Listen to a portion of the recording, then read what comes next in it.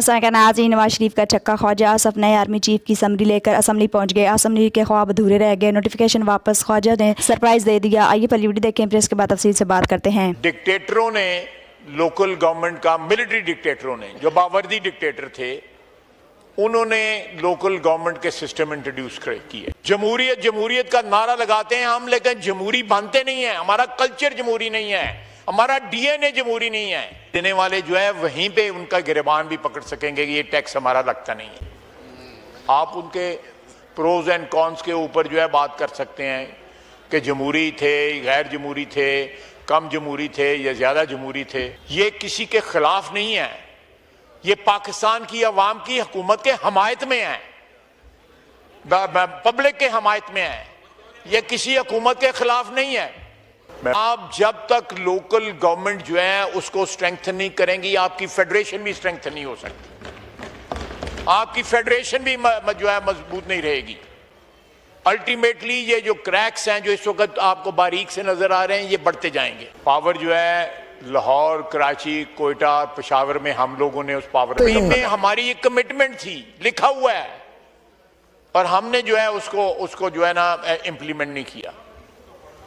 ये 18वीं तरमीम के साथ भी जो है मैं समझता हूं कि धोखाधड़ी है। हमने इस हाउस में जितने लोग बैठे हुए हैं, सब ने किसी न किसी सूरत में 18वीं तरमीम में हिस्सा डाला हुआ है। आप जब तक लोकल गवर्नमेंट जो है उसको स्ट्रेंथन नहीं करेंगी, आपकी फेडरेशन भी स्ट्रेंथन नहीं हो सकती, आपकी फेडरेशन भी जो है मजबूत नहीं रहेगी। अल्टीमेटली ये जो क्रैक्स हैं जो इस वक्त आपको बारीक से नजर आ रहे हैं, ये बढ़ते जाएंगे। इसको मजबूत करें।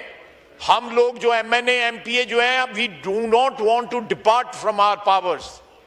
जो भी हमें दी गई हैं हम शेयर नहीं करना चाहते। जमहूरियत जमहूरियत का नारा लगाते हैं हम, लेकिन जमहूरी बनते नहीं है। हमारा कल्चर जमहूरी नहीं है, हमारा डीएनए जमहूरी नहीं है।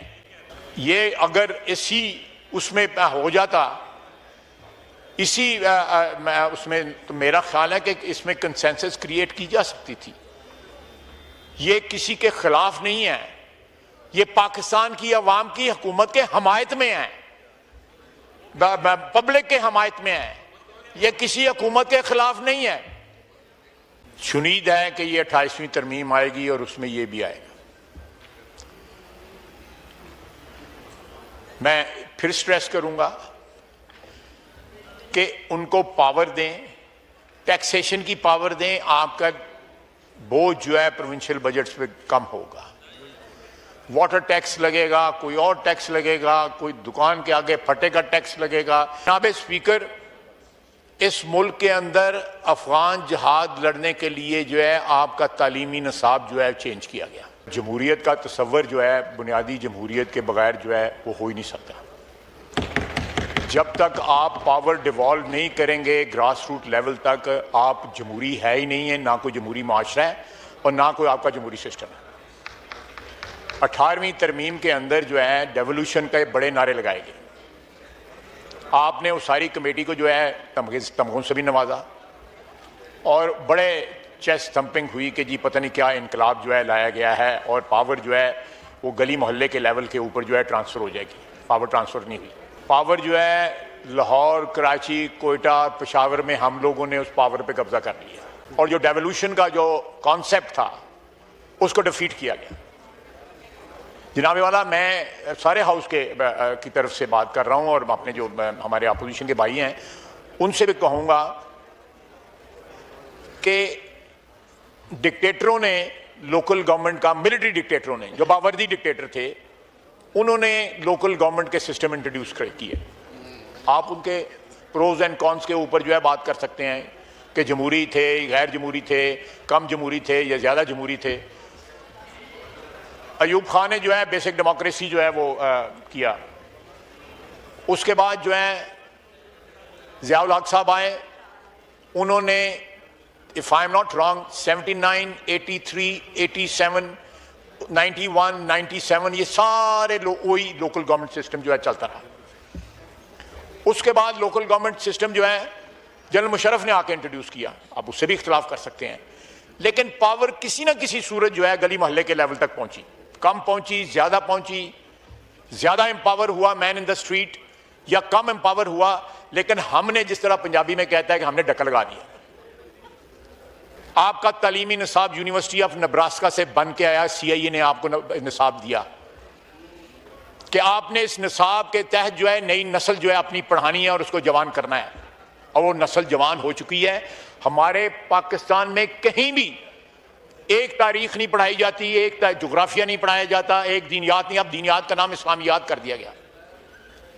ये इस्लामाइजेशन का जो एक बुखार था, हम शामिल थे उसमें, बुखार था जो 80 की दहाई के अंदर जो चढ़ा हमें बुखार जो है, वो हमारा अपने दीन के लिए नहीं था, वो अमेरिका के इंटरेस्ट को प्रोटेक्ट करने के लिए था, क्योंकि वो एक जंग लड़ रहे थे सोवियत यूनियन के खिलाफ।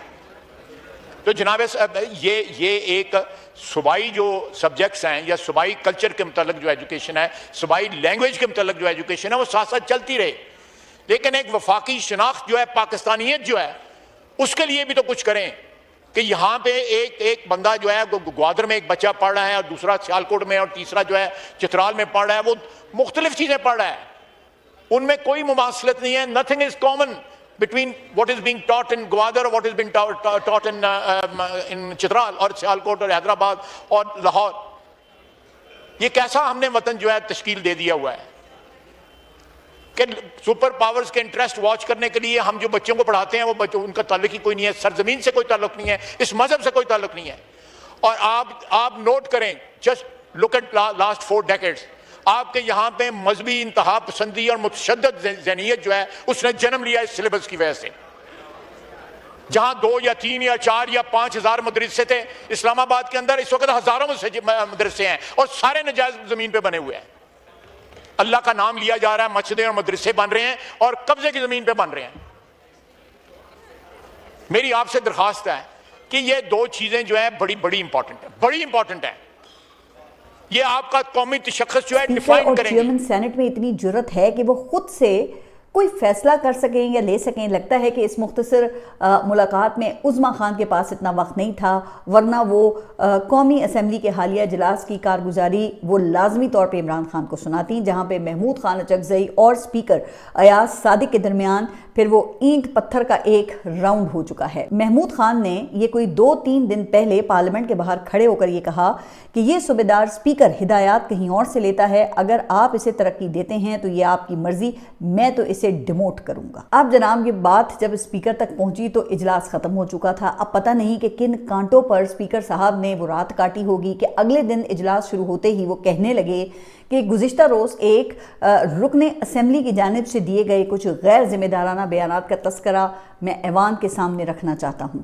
फिर सबसे पहले मज़कूरा रुकन ने ऐवान के अंदर आकर अपोजिशन लॉबी में ये ऐलान किया कि वो ऐवान की कार्रवाई में मुदाखलत करने के लिए चेयर तक जाएंगे। मज़ीद कहा कि कल फिर इसी रुकन ने एक और गैर जिम्मेदाराना और इश्तियाल अंगेज़ बयान दिया कि वो अवाम को इस्तेमाल करते हुए कौमी असम्बली और सेनेट की कार्रवाई रोकेंगे। हम पूरी तरह तैयार हैं, ऐसी किसी भी कोशिश का डट कर मुकाबला करेंगे। अब जनाब स्पीकर साहब तो डटे रहे, लेकिन बर वक्त कुमक नहीं पहुंच सकी। वो ऐसे कि इसके बाद मखसूस नशस्तों पर मुंतखब नून लीग की एक रुकन की जानिब से करारदाद पेश की गई, जिसमें फिर ये मुतालबा किया गया कि इस रुकन यानी कि महमूद खान अचकज़ई की जो मेंबरशिप है वो मुअत्तल की जाए और इस रुकन की तनख्वाह मरात बंद कर देनी चाहिए, और मज़ीद ये कि पार्लियामान की इज़्ज़त पर कोई हमला काबिल कबूल नहीं है।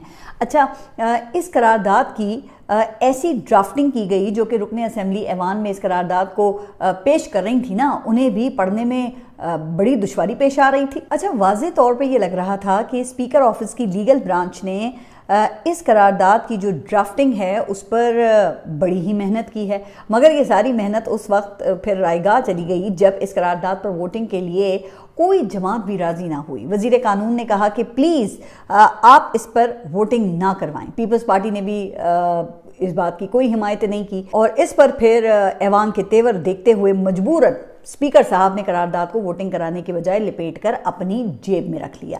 शायद आगे काम आ जाए, लेकिन स्पीकर साहब के लिए नाज़रीन, जैसे कि army chief general Asim Malik को 27वीं तरमीम की बिना पर अगले 5 साल मुअत्तल मुलाज़मत में तस्दीक दी गई है, मगर कुछ नून लीग के खास वजीर इस इलेक्शन के खिलाफ हैं। जैसे कि ख्वाजा आसफ वो वाहिद सियासी मेंबर है जिसने असम्बली में बुलंद आवाज़ से जर्नैलों पर तनकीद की और कौम को इनके करतूत बताए। बहरहाल ख्वाजा आसफ जाते हुए भी अब कुछ खास बोल नहीं सकते, क्योंकि इन्हें पता है कि जब पिछली बार इन्होंने ब्यूरोक्रेसी के खिलाफ बयान दिया था तो इनको वजारत से मुस्तफ़ी होने का पैगाम मिला था। इसलिए अब ये ज़रा सोच समझ कर बात करते हैं। लिहाजा आज की इनकी गुफ्तगू से अगर आप नाज़रीन को राय देना चाहें तो कमेंट सेक्शन दे सकते हैं। Thank you for watching. अल्लाह हाफिज़।